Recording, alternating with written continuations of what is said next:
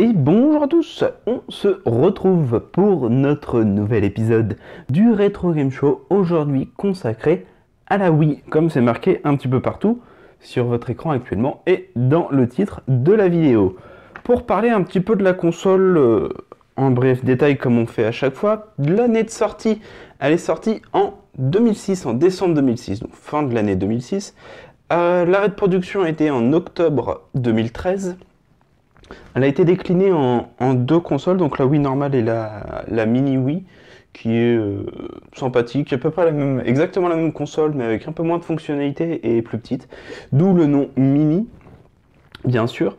On est à environ 101, un petit 102 millions d'exemplaires vendus pour la Wii. Le jeu le plus vendu a été Wii Sport, avec pratiquement 83 millions d'exemplaires vendus. Mais comme vous voyez peut-être, si on bouge un petit peu la caméra, sur la boîte on a l'étiquette vendue avec Wii Sport. Donc c'est pour ça que l'on a les jeux. Donc comme à chaque fois, hein, Nintendo fait un bundle avec un jeu, la console et un jeu, comme ça vous avez le jeu le plus vendu et ils peuvent se vanter dans leurs stats. Non, en fait c'est surtout pour aider le consommateur et Wii Sport était l'un des jeux qui exploitait le mieux les nouvelles technologies de la console. Donc bon, pour le commencement, c'est quand même pas trop mal. On a fait environ 950 jeux, on a eu 950 jeux à la sortie durant la sortie de la vie de la console. Donc ça reste dans la moyenne de chez Nintendo, donc pas d'inquiétude là-dessus. Donc pour présenter un petit peu la console, hop, on va pousser les manettes. On a la console ici. En plus je casse tout. Donc sur le devant, la fente pour mettre les disques, parce que bon, maintenant ça marche toujours avec les disques, hein, bien sûr. On a le power, le reset et eject en bas. Plusieurs trappes un petit peu partout sur la console. On va y revenir. Alors pourquoi des disques? Parce qu'on avait aussi un magasin virtuel qui nous permettait d'avoir des jeux dématérialisés. Donc il y avait ça aussi et des versions craquées. Vous pouviez avoir autant de jeux que vous vouliez. Pour les trappes sur le devant, une trappe pour une carte SD que l'on voit pas très bien parce qu'il fait sombre. Voilà, on voit un petit peu les reflets. Et le bouton de synchro des Wiimote. Sur le dessus, des ports manettes. Alors pourquoi des ports manettes? Et bien simplement parce que la console, elle est compatible avec les anciennes générations. Enfin surtout l'ancienne génération. Donc là, la GameCube, ce qui vous permettait de jouer à vos jeux GameCube sur la console. Et on pouvait même garder les sauvegardes avec les emplacements pour les cartes mémoire. Donc ça, c'était pas mal. À l'arrière, on a deux ports USB, un petit ventilateur, la fiche pour la vidéo, le son et le petit capteur de mouvement. En dessous, on n'a rien de spécifique, hein. Une petite entrée d'air pour l'évacuation. Hop, on va la reposer. Ici, l'air de rien. Donc oui, elle était compatible avec, avec les jeux de l'ancienne génération, donc là les jeux de GameCube, qui rentraient très facilement dans le lecteur là, lecteur de DVD, lecteur de CD, DVD, et ça vous permettait de jouer à vos anciens jeux sans avoir à ressortir votre console. Donc c'est plutôt pas mal pour ceux qui ont une console ou qui ont la place de mettre qu'une seule console. Voilà, avec la Wii, vous aviez la possibilité d'avoir la GameCube en même temps. Alors, pour ce qui est de jouer, on avait ça, une Wiimote et un Nunchuk. Donc Wiimote ici, Nunchuk ici. Plusieurs boutons dessus. Elles ont un capteur de mouvement 3 axes. Hein, donc voilà, c'était pas mal. Le tout dirigé assez bien. Hop, on voit qu'il y a encore des piles parce que ça clignote. On voit aussi que j'ai 3 manettes appairées dans l'appartement parce que on a 3 petites diodes en bas. Donc vis-à-vis des manettes, le power qui vous permettait d'allumer la console à distance, donc plutôt pratique. Une croix directionnelle, un bouton A plus moins home. Donc le home qu'on avait déjà sur la 3DS, si vous vous souvenez. C'est un petit truc. Un petit haut-parleur qui vous permettait d'avoir quelques bruitages. Pas mauvais, hein, mine de rien pour la taille qu'il était et l'époque de la sortie, hein, je me rappelle 2006. Un petit haut-parleur comme ça, c'était sympathique. Un bouton 1, un bouton 2. À l'arrière, on a un bouton B, une gâchette B, une trappe à pile, avec à l'intérieur, hop, un petit bouton rouge qui vous permettait de relancer une synchronisation de la manette si vous perdiez la synchro. Hop.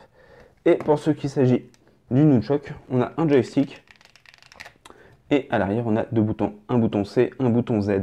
Donc en fait le but c'était de les tenir hop là comme ça et de tout contrôler à ce niveau-là.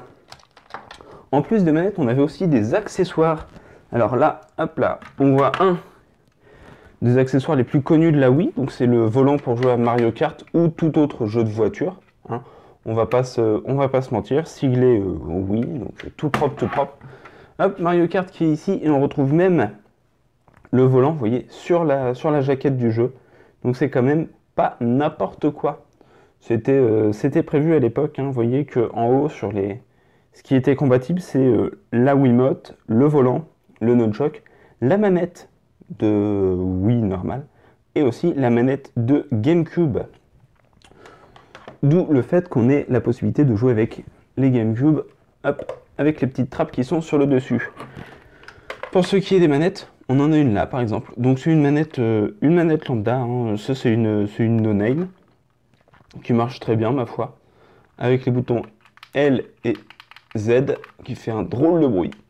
Deux joysticks sur le devant, enfin bref, c'est une manette normale. À peu près la même tête qu'une manette de Super NES, mais avec deux paires de boutons poussoirs sur le dessus. Donc c'est pas trop mal. Pour ce qui est des jeux, tiens, pendant qu'on y est, parce qu'une fois qu'on a fait les manettes, il faut bien un support de jeu. On va prendre par exemple, hop, Metroid. À l'intérieur, hop, ça se présente comme ça. Donc encore une boîte en plastique, le DVD de jeu, la notice avec tout ce qui va avec, hop. Donc là concrètement tout ce qu'on a, c'est la notice du jeu en couleur, s'il vous plaît. Un petit flyer de promotion pour la Wii, donc Monster Hunter 3, les Mario, les Wii Fit, etc. On voit sur le dessus qu'il y avait aussi une version noire, qui était ma foi sympathique aussi, mais qui est un petit peu plus dur à trouver maintenant. Un petit bulletin d'information, oui, faites attention si vous êtes épileptique. Et hop là, le Club Nintendo Metroid Other M, où il y avait le petit code à gratter pour pouvoir avoir des stars sur le shop en ligne, qui vous permettait de récupérer des petits cadeaux par-ci, par-là. Hop là. Et si on prend par exemple un autre jeu, là, Super Mario Galaxy, pareil, sauf que là le jeu il est dans la console avec tout ce qui y allait bien. Hop, vous voyez, c'est ça un jeu complètement complet. Et celui-là est même encore plus complet parce qu'on a vraiment tout.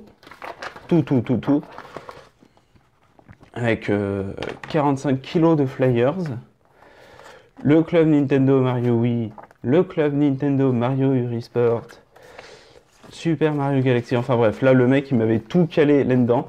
Comme ça me permet d'avoir de tout pour tous mes jeux. Hop là. Bref, bah c'est une console, mine de rien, assez rapide. On en fait vite le tour. Il y avait énormément de capacité dans la console. Le fait déjà que les manettes soient sans fil. Hein. On avait déjà le cas, enfin si, il y a un fil, mais c'est pour relier les deux manettes, bien sûr.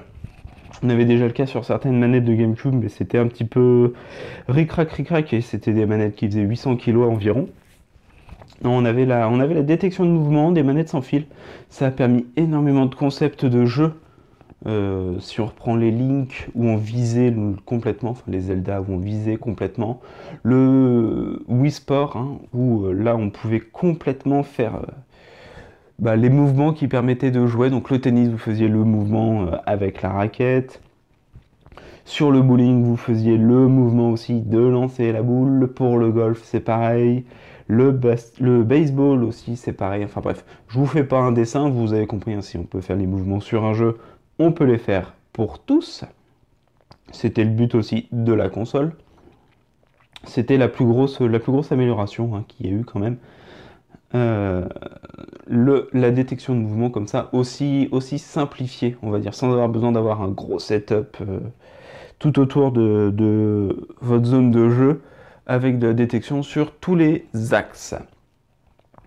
Et bah voilà, c'est là-dessus que se terminent les Retro Game Show, malheureusement, parce qu'on a fini toutes les consoles rétro de chez Nintendo. Il nous resterait uniquement la Wii U et la Switch, sauf qu'elles sont trop récentes pour que je les considère comme des rétro. Même déjà la Wii normale est limite dans le rétro, mais j'ai préféré la faire étant donné que je l'avais en plus en stock, ça me coûtait rien de faire une petite vidéo de plus.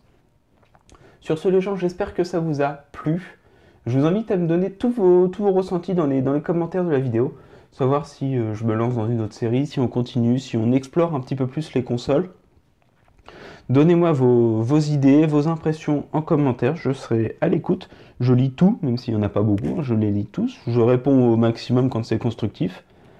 Sur ce, portez-vous bien, j'attends de vos nouvelles à vous tous, et on se retrouve très vite pour de prochaines vidéos quand même, on va pas se laisser abattre.